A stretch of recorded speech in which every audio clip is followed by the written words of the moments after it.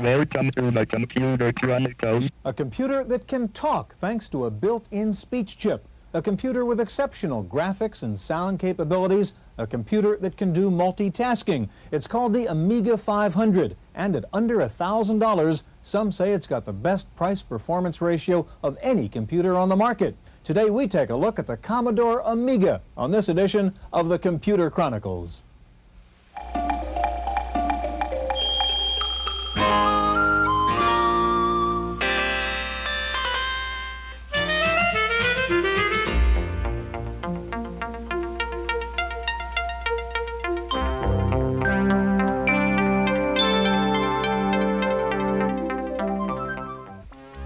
The Computer Chronicles is made possible in part by CompuServe, featuring an online reference library, Wall Street reports, at-home shopping, airline reservations, games, and hundreds of other services. CompuServe, helping people get the most from computers.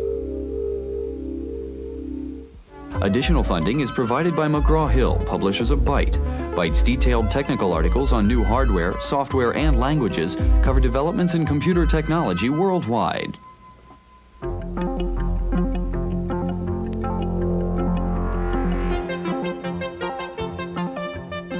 Welcome to the Computer Chronicles. I'm Stewart Cheifet, and this is Gary Kildall. Gary, I'm playing a game called Interceptor here from Electronic Arts. It's a new F-18 flight simulation game written for the Amiga, and as you can see, the graphics and the sound are spectacular in this thing. When you talk about the Amiga, one tends to talk about graphics and sound. It's a pretty good general-purpose computer, but it's kind of the Rodney Dangerfield of personal computers. It doesn't get very much respect among the IBMs and the Macs of the world. Why is that? Well, Stewart, part of it is the Commodore heritage. The Commodore brand name is associated with the low-end computers. When it first came out, it was pitted up against the Atari 520 ST. 520 ST was about $500, and this came out at about $1,500, so it really didn't match up. And moving up market is difficult because, of course, there's distribution channels that they didn't have established. There's a accumulated software base we found with the Mac and the IBM PC, and the Amiga just didn't have that. Now we're starting to see some really good software being written for the Amiga, so that situation may change. Okay, Gary, we're going to take a look at the new Amiga 500 and the Amiga 2000, and we'll see some of the new exciting software that is being written for the Amiga. We're going to begin by going to Oakland, California, and taking a look at a man who uses an Amiga plus DigiView and Deluxe Paint to make a living as a professional photographer and designer. Larry Keenan is a San Francisco photographer who has added the Amiga to his collection of photographic equipment. Working with a video camera, a digitizer, and a software package called DigiView, Larry can create new images directly on screen. Basically, it was a logical extension of my business because I work with a lot of different elements in photos. That the digitizing process was like another brush. It's just another technique.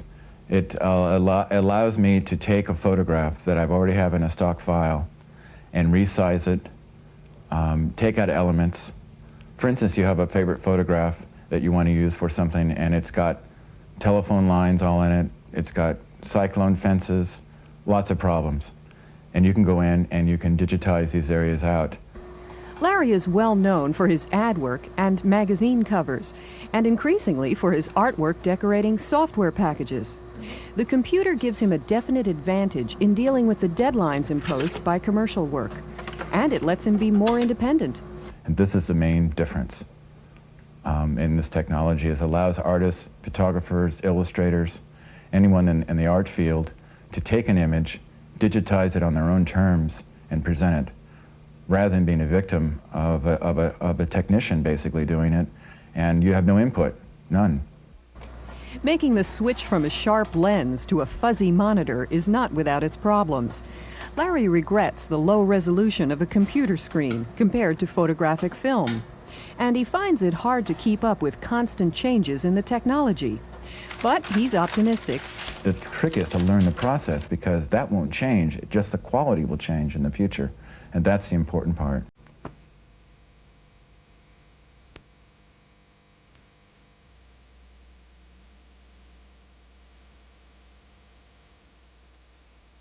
Joining us in the studio now is Heidi Turnipseed. Heidi is an animator with Five Rings Company in Southern California. Next to Heidi is Adams Douglas, Director of Product Development with Micro Illusions in Southern California. Gary? Heidi, you're now using computers to help you with classical animation techniques.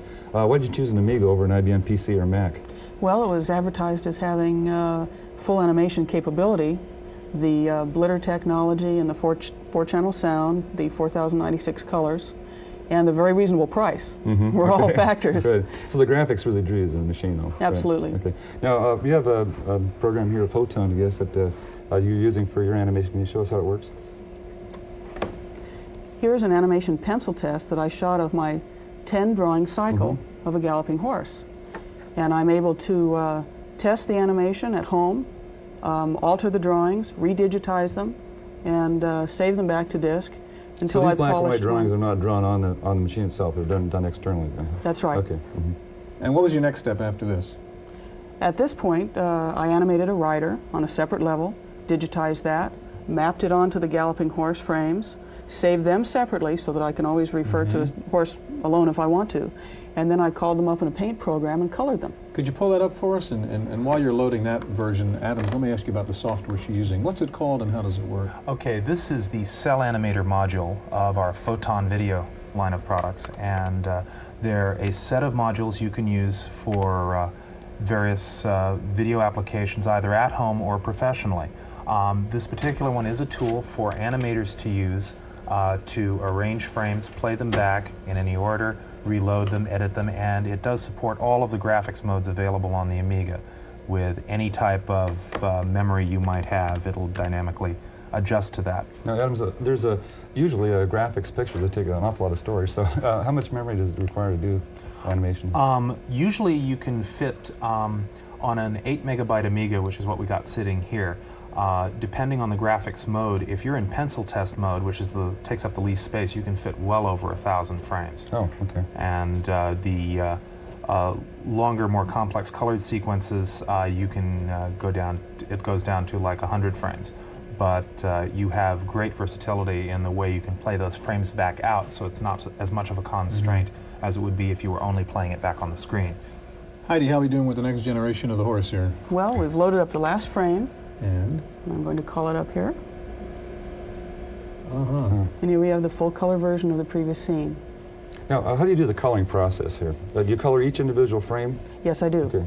And I have the capability of filling a shape and incorporating the line around the outside of the shape so that the line is actually a deeper shade of the fill color. This is something that is impossible due to the man-hour requirements were it to be done in traditional cell animation. Now, how about the video, excuse me, Stewart, how about the video output from this? Is this commercially usable, like for broadcast, for example? Well, apparently with a third-party Genlock product that has just come out on the market, it is. And I'm going to be anxious to test that myself. Heidi, you've got another demonstration with a background in it. I want to ask you to load that up also now, and I want to ask you one more question while Heidi's doing that. What kind of hardware configuration do you need to run something like Photon Cell Animator? It will run on a standard Amiga with, we would recommend at least 1 megabyte of memory, and you could load... You could run it on a 500, you're saying? Oh yeah, you could run it on a 500 easily. There's no special hardware video requirements. Those are added as options depending on what you want to do with what you create. Okay, Heidi, what do we have now? What we have here is a full color animation sequence that I built from my original pencil drawings using the Amiga computer. I utilized the computer to color each frame, pick them up onto the full color background that I painted using the Photon Paint program, saved each discrete frame to disk. There are 80 frames here, and colored each frame myself in the computer. Okay, very nice. What does this mean to the animation industry? Well, it means that I, as an individual classical animator, can produce my own full-color animation sequence in my own home. All right, so you can be competitive with big studios. Huh? You bet. Heidi, thank you very much. In just a minute, we'll take a look and listen to the music capabilities of the Amiga with a hot new program called Music X, so stay with us.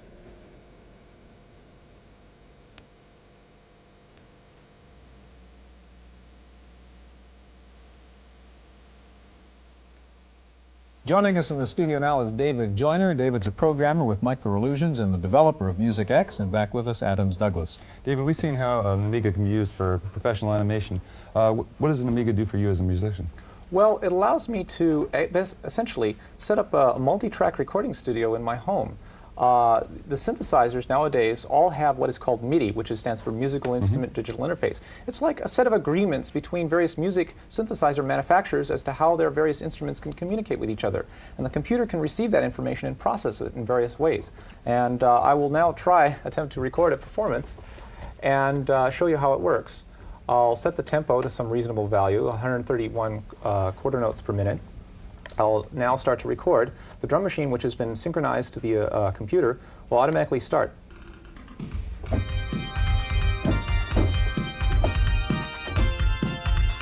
So now you're making a digital recording then.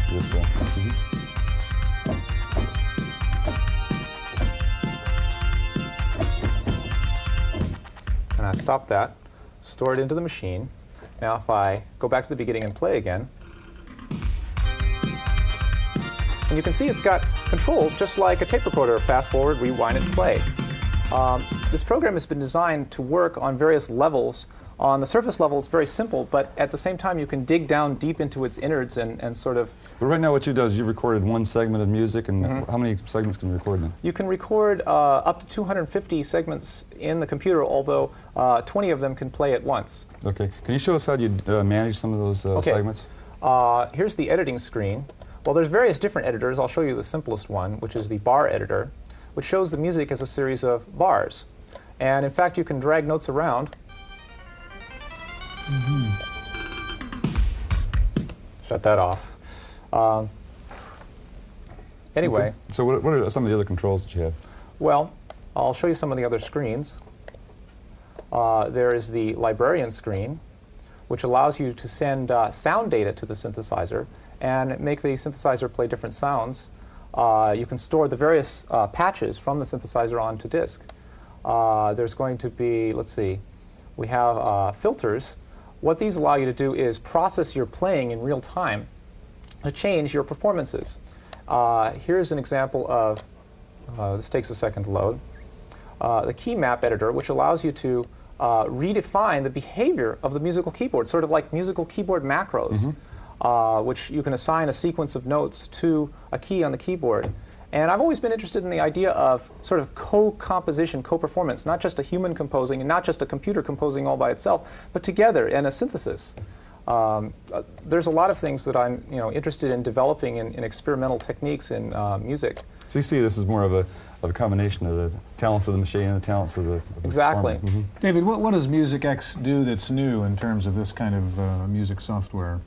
Well, it's new in the sense that it's affordable. It runs on a machine that's affordable and a machine that has color. The Amiga is a very creative machine. I think it has a very creative spirit to it. And I think that many musicians are attracted to that, and they're dying for an excuse to buy one. Adams, MusicX is in development now, right? I mean, you're still working on this thing. When's this going to hit the market? This will be out in about 2 months. Okay, and you said it's reasonable. What will it cost? $290, I believe, something like that. Although by the time this program airs, it may be less than 2 months. Okay. And is this for the professional musician, primarily MusicX, or is it for a person who's not a performer and can still take advantage of this? Well, I think the program can adapt to various levels of talent. If you're an amateur musician, sort of like I am, or I'm really a sort of a musician techie, I like to be able to compose on a screen because I'm not that great of a keyboard player. But on the other hand, I want something that the professional can also use and in his work. One last question. We've heard of the Atari ST a lot from musicians. How does that compare to an Amiga for what you're doing? Well, I think the Amiga is a little bit more polished in the way it's designed. And I'm hoping that MusicX will be able to support a lot more features because of the multitasking power of the Amiga.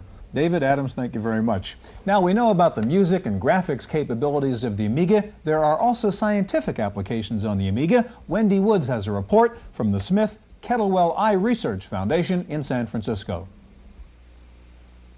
Now you see it, now you don't. The letter E vanishes when the motion stops. In this experiment, the lines with the black squares appear to be crooked, but when the color is changed to green, they are straight. These are two of dozens of visual experiments being conducted at San Francisco's Smith-Kettlewell Eye Research Foundation, where a team headed by Dr. Ken Nakayama is studying human visual perception, and specifically how motion is involved in helping us to see. Dr. Nakayama creates these experiments using Amigas, running Deluxe Paint software from Electronic Arts. Well, the Amiga, especially at the time that it emerged about 2 years ago, was really the only thing on the block to do the kind of things that we wanted to do. It has a really great graphics capability, as you're probably aware. It has special hardware which enables you to move images around without even the CPU knowing it's happening, essentially. So you can just do things very, very fast. You can't do it on the previous machine. Dr. Nakayama feels that Amigas and micros in general are opening a whole new field of vision research. The motion that you can achieve on a computer screen simply cannot be duplicated by standard eye tests. People here are pioneering the use of low-cost micros with technically sophisticated graphics in vision research. And eventually, these Amiga graphics experiments may end up in clinical settings to test actual patients with vision problems. In San Francisco, for the Computer Chronicles, I'm Wendy Woods.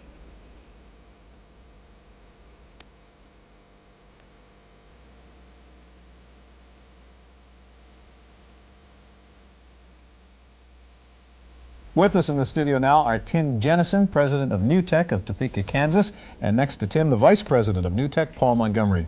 Stewart, so far we've seen the Amiga used for animation and for a musician's tool. We have a TV camera sitting here, so I guess we've covered all the bases. We're up to video on the Amiga. Tim, why did you choose the Amiga as a target for your product, a video product? Well, the Amiga, of all the computers on the market, is really most well suited for video use. Right out of the box, it's without any other display cards. It's got NTSC video, can display 4,096 colors at once, which is really enough to get a photographic quality image on the screen. Plus, with certain coprocessor chips and internal circuits, it's really a powerhouse. It's got the throughput and the horsepower to do what we need to do. And what does your product consist of? Well, the video toaster is a peripheral that turns the Amiga into a professional video box. It really consists of 4 main sections. First of all, it's a display card, and it carries the Amiga past 4,096 colors, so you can display really millions of colors on the screen at once with more resolution. And certain Amiga software packages can already take advantage of that increased resolution and color. Second, it's a frame grabber, or a video digitizer, so it can grab frames from a VCR or a camera 60 times a second in full color. You can use that all by itself to capture frames for saving on disk and later recall. You can import the images into a paint program and do cut and paste operations, for example. We'll see how it works. Yeah. Okay. First of all, we're looking at the toaster now displaying live video 60 times a second. This is coming off the camera that's sitting on our desk right here. The camera runs into the toaster, and the toaster runs into this monitor. I can slow down the frame rate so you can see that it is really capturing images. If you want to move your hand, Gary, you can see that it's really... A little delay there. Yeah. Okay, some of the effects it can do. This is tumbling around the x-axis, tumbling around the y-axis. This is a zoom. Well, these are typically effects that would be very expensive if you hadn't be by broadcast quality kind of material. Yeah. These effects might cost $20,000 on up to $300,000 to do with traditional video equipment. This is a moving blind effect. Here's a quad mosaic. And then there's kind of a kaleidoscope effect there. This is a 16-level mosaic. And we can do a receding mosaic, which is kind of interesting. And zoom in, and we can do what we call an infinity slide, like a infinity mirror effect you'd see at the barber shop. Here's a mirror effect reflected around the center. This is called pixelization. It's a very popular effect in commercials. It gives it kind of a high-tech computer look. This is called a push-on. This is used widely as a transition from one scene to another in a video. The picture flying around on the screen is an example of what a TV engineer would call an ADO effect. And this is, you would pay a lot of money to get this kind of effect. Another ADO type effect is the sphere, which is usually reserved for the very expensive broadcast equipment. The beauty of the toaster is that these are all software-based effects. So the more software we write for the toaster, the more effects it'll do. Paul, who's the customer for this kind of a board? Well, the customer is one of the 7 million camcorder owners in the U.S. right now. It is education. It is corporate sales and training tapes. It's anyone who really has an interest in video or a need to do video. This will give them that slick television look that people are becoming accustomed to. So, for example, if you have a small business and I wanted to have video in my PR department, then I could build it myself. Right? Absolutely right. You don't see this right now replacing things like ADOs and professional quality broadcast effects equipment, do you, or do you, Tim? Well, I do, because even if a station has these very high quality units, they're typically a kind of a precious resource, and you have to line up to use them. And if you're renting time on them, it's typically $300 an hour for the really top stuff. So now a small ad agency has access to this sort of thing, and even a TV news department has to line up for this sort of thing. And now they could get those effects very cheaply. What would the next steps be? What are the things you're trying to add to the video toaster as you improve it? We've got a number of add-on products planned for it. We'd really like to get the entire production process into a single box, and we're working on all the remaining bits and pieces to do that, so we can really truly have desktop video. When you say desktop video, that's obviously sort of an analogy to the desktop publishing situation. Paul, what do you really mean by desktop video? Desktop video is the marriage of personal computers and video. So it gives a much more professional quality to equipment that traditionally is very expensive. Using the computer technology, you can do it now fairly cheap. Do you think the consumer is going to really be doing the full editing in their home in the future? If it's easy enough, Yeah. and that's what we've really tried to keep in the system. You see that trend? Yes, absolutely. Well, what's the toaster package consist of, Tim? I mean, what do you get and how much does this cost? Well, for a whole system, you would need a VCR, a camera or a camcorder, the Amiga, and the toaster card. All told, you would pay somewhere around $2,000 for everything. And how about the toaster product itself? I mean, what is that? Toaster itself lists for $799. Okay. And that's a board and... It's a board that goes into the Amiga. Yeah. Do you see some combination, as Gary mentioned, we've seen music and we've seen animation so far in this program, now video, of really taking these things together and going into a real comprehensive, creative work environment? Absolutely, yeah. And are you guys working on that in any direction or working with other? We're working on an NTSC Paint program that would take the output of this and manipulate it in millions of colors, an animation product, a titling product. So I see that, and it's also compatible with all Amiga software. Okay, gentlemen, thank you very much. That's our look at the Commodore Amiga. Hope we'll see you here again next week on the Computer Chronicles.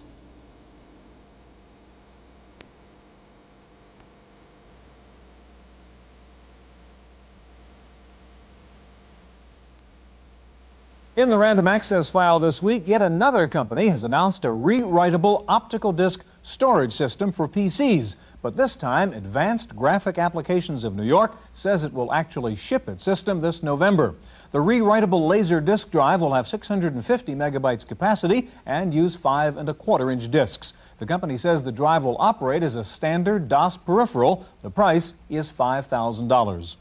Apple says it'll be coming out with a fix for its new version 6.0 of the Mac operating system software. The new version, dubbed 6.01, is due out any day. A variety of bugs showed up in 6.0, and the new release contains 19 patches that reportedly correct the problems. Software maker Broderbund has announced a new venture with 11 Japanese partners to convert successful Japanese software titles to popular American computer formats. The new joint venture, called Kyodai Software, will be based in San Rafael, California. They're promising 12 new software titles in the first year. Symantec, most well known for its MS-DOS programs such as Q&A, has unveiled 5 new software packages for the Macintosh. The programs include a planning, writing, and presentation package called More2, an electronic mail system called Inbox, and 3 program development packages in C and Pascal. Time for this week's software review. Here's Paul Schindler. You know, a blank spreadsheet can be anything, but above all, it's intimidating. It is, in short, a tool so flexible that it's useless, kind of like a personal computer without software. Microsoft Excel can sometimes seem that way, as can any electronic spreadsheet. What do you do with the blank screen? Enter Heiser software. For $4, you get a floppy and a catalog listing more than 500 templates and macros, which can help you figure out how to make the most of your spreadsheet. Like this guided tour of Excel. It's self-written in Excel. It shows you how you can take advantage of the software's power. Or there's this income tax worksheet template from the sample disk. It sure beats writing your own from scratch.